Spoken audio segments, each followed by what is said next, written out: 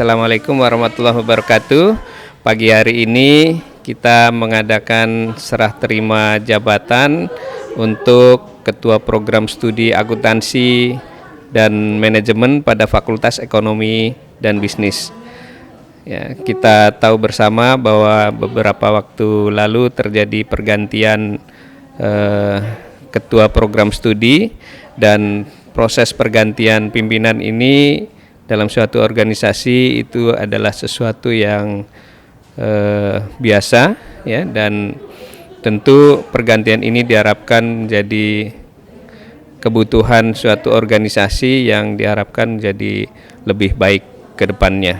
Sekali lagi saya ucapkan terima kasih kepada pejabat Ketua Program Studi yang lama yang telah mendedikasikan waktu dan tenaganya serta telah berjuang bersama membesarkan Fakultas Ekonomi dan Bisnis. Dan saya juga mengucapkan selamat bertugas, semoga sukses untuk para pejabat yang baru. Mudah-mudahan Fakultas Ekonomi dan Bisnis menjadi fakultas yang bisa membesarkan dan membanggakan Universitas Bina Dharma ke depan. Demikian, terima kasih. Assalamualaikum warahmatullahi wabarakatuh.